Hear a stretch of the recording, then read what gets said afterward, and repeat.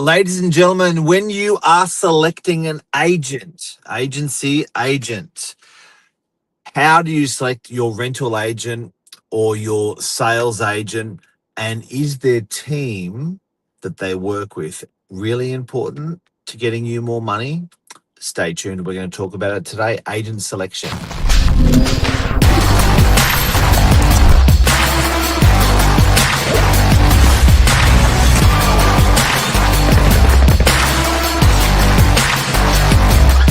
I'm the ringleader, so listen up. Good morning, everyone. Welcome to Morning Minutes. Myself, Michael Burgio Mark Novak, episode 1647, Lone Wolf or Wolf Pack agent selection. If you're sitting at home looking to pick an agent, you've called in two agents. One is an independent agent, works amongst themselves, listing and selling the property. That's agent A. Agent Yes. B works within a team. They may have someone helping with the buyer, helping with the admin and the agent themselves. What is this? Why doesn't everyone do it? Why do people do it? What should I be asking at home? Mark Novak, what's your thoughts? Oh, you know what, Bud? We're pretty intimate with knowledge of our industry. So if you said to us, what is that agent like? What is this agent like? Will they do a good job selling? Will they do a good job doing property management? We sort of get an idea because we know intimately our area. But then you think for the consumer, whether it's a landlord looking for an agent or whether it's a seller, a vendor looking for an agent, where do you even start and how do you consider that that setup? I think a wolf pack is always going to be more of a successful hunter than a lone wolf, for sure. But there's conditions. Well, I think, as you said, you almost think, well, picking one person or having a team of three working to sell my property, surely that's better. But I think there's questions to ask and at least have that transparency with that team, because there may be the lead agent, 30 years experience, top agent, great dialogue, smooth. That's who you want representing you. You know, if he's in front of a buyer or she, it's going to be a great conversation. But Yeah. are they in front of the buyer, or is that their Yeah. 12-month in associate speaking to the buyers, being at the open home? And then I know quite often a negative feedback we get when people talk about teams they're speaking to. They're like, I picked so-and-so agent and he wasn't or she wasn't even at my open home. So there are Yeah, questions all the time. that need to be discussed on how Yeah. that works. And like a simple, like you could say, I know if with the team structure, that agent if up front could be like, all right, the associate has the initial call with that buyer, but if there's any warmth to your property, that's when he passes the ball to me. And you could say to the owner, would you rather me doing 200 calls and half of them are a waste of time, and when I finally get a red hot buyer, I'm exhausted or I've had 20 negative calls, or I get a list of 10 hot buyers out of the 200 who have passed the initial sniff test of interested to your property, and I just focus on them. So, what's your thoughts on the transparency around how a team works and what to look for? Oh, look, and I want to put the control into the consumer's hands. So I think They're the boss. questions that they're the boss. They're the one. They're the one paying fee for service. So and wanting a good service or wanting a good result. So I think it's very important the questions that the consumer asks. I think you really want to ask how that relationship or that working relationship looks in the sort of weeks and months ahead. And what I mean by that is I always say to owners when they're selecting me as an agent through a Christmas or an Easter period, I always say, speak with your agent and ask the question if they're intending on taking leave. Some of these agents can go missing for a month. So in the advice they give, it can be influenced based on that through Christmas, for instance. So, those sort of questions. What are you doing with leave? Is your team, are you going to be here? Are you going to be doing every single one of my opens? Not just opens, every one of my opens is a critical question. What involvement will I have with your team is another question. So, and I think, don't get me wrong, I love what you said, Michael, about being, you want to be, the hunter wants to be on the pointy end of the deal. You don't want them doing the whole deal, doing all of the work. The athlete or the hunter has to be doing that pointy end. But I think your questions are important. And then also, now there can be great control when you're just getting an independent agent as well, where you and I both know there's a lot of, within any conversation, like there's no wasted by a call or not worth it. Like every call can generate something. So there is a strong argument to saying, well, would you like the amount of fee that owner is paying that agent is big.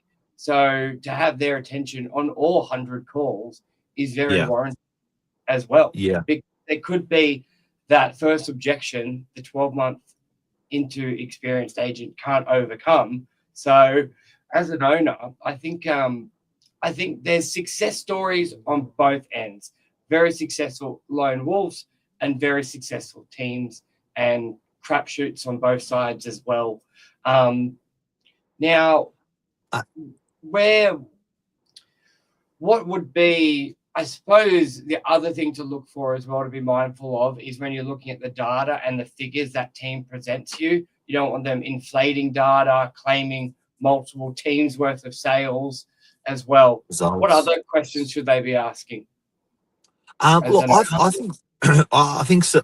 If that reps, taking an interest as a seller or a landlord is what, can you explain what your team looks like as well?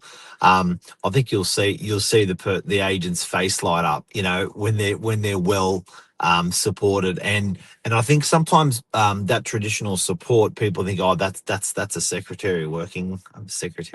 That's a secretary working for you. No, it can be from senior levels, from junior levels in the business, from similar levels in the business. So I think a good operator has good operators on their left shoulder and right shoulder as well. I think a good operator has good help from experienced people in the business and non-experienced in the business. So it's really, and it's like a soccer team. There's your set. Yes, there's your left wing, right wing, your goalie at the back. There's different team levels. So I think asking that question to your agent about, tell me about your support structure around you and how that can benefit me as a seller. And I think you'll see that agent light up, and actually you probably won't be able to shut them up when they're in a great agency. But I think if it's a lone wolf, I still think they're supported, Burge. I still think a lone wolf has got great people around them. They're more of a single operator, but yeah. And the way we work, Michael, with having on a caravan, do you want to explain that? Yeah, but I think also just before that, as you said, a lone wolf, there's especially within great companies, there's a lot of support already. Like, you don't have the agent putting up the signboard, a lot of time writing the ad. I suppose it could get confusing for owners out there going, why do you have support? That one doesn't. But yeah, a lot of companies offer a base level of support.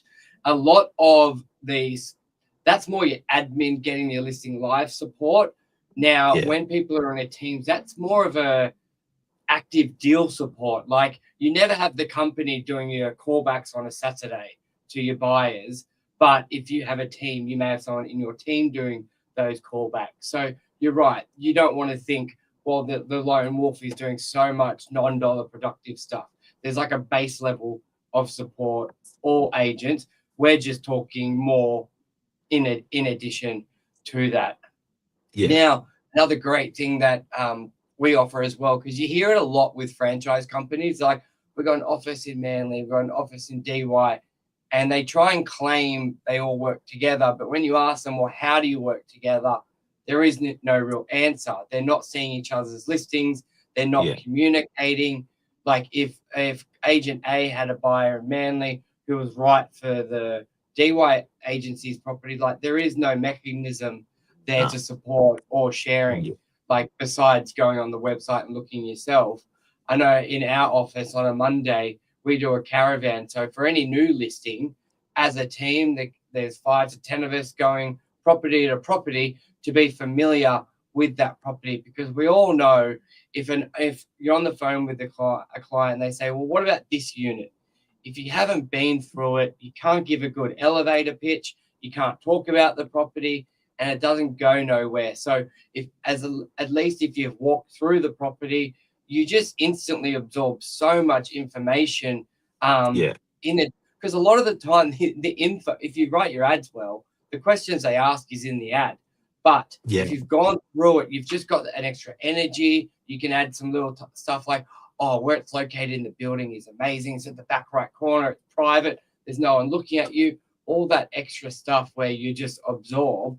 Not to mention, internally, there's a fee split. Not many owners would know or know the difference. Like, you can follow the money. You go to other companies, a lot of them don't even have a fee split in place. If I have a perfect buyer for your property, it's just you give up your buyer and you pray you don't have something that's good for them next week, which a lot of agents do. They hold on to the buyer thinking, I might get a listing next week this buyer's perfect for. I won't tell them about Jimmy's property. But I know internally, and you made a conscious effort when designing the business to have that in place. Yeah, so if a buyer walks through our front door, for instance, or at most agencies' front door, if a buyer walks through a front door and they say, I want to buy a unit for $1 million, and that agency is selling 5 units for $1 million, you've actually got to see 5 each unit through a different agent if they're listed by different agents, which just doesn't make sense. When people work in that team-based environment that we're in, you're a buyer. Let's go back to that example again. You walk through the front door, you got $1 million. The agent that you see then will grab 5 sets of keys and take you to 5 different properties at once. I call it central locking selling, or Lee Woodward calls it central locking selling. We put them in the car, we lock the door, we buy, show them stuff until they buy. But that can be done in a team-based environment where we do that 50-50 fee split, and most of the industry is doing a 5%, 95% for listing agent fee split. What does that mean? The other agent doesn't even try to sell your property for 5 or 10%. So what does that mean to an owner with our agency? We compete to get the best price with our buyers. So often 2 agents have got different buyers on the same property, and they're getting 10, 20, 30, 40 grand more in a competition environment. Works well. Yeah, like even in our office, even the lone wolves are part of the wolf pack because there's 8 other agents. That's right. Sell your property. And then the agents with a wolf pack within the wolf pack. That's a bloody herd. I don't know what's bigger than a wolf pack. Yeah. So, and also, there's your team. Anything else we want to add before we go, Burge? No, I think we can talk about property management next time. That's a very in-depth conversation. I wouldn't want to rush it. No, and you're very passionate about it. Yeah. So, but I think and also just for owners, a lot of the time for the wolf pack, you're not paying extra. Like, you'd be thinking, I'm getting double, triple the sales agents, triple the buyers. I'll be paying more. You're not. So it's very valid to look at, and it should be a decision, a part of the decision tree when picking your agent. So yeah, I think that's covers everything off. Have a great day. Respect to the Anzacs tomorrow, and long weekend.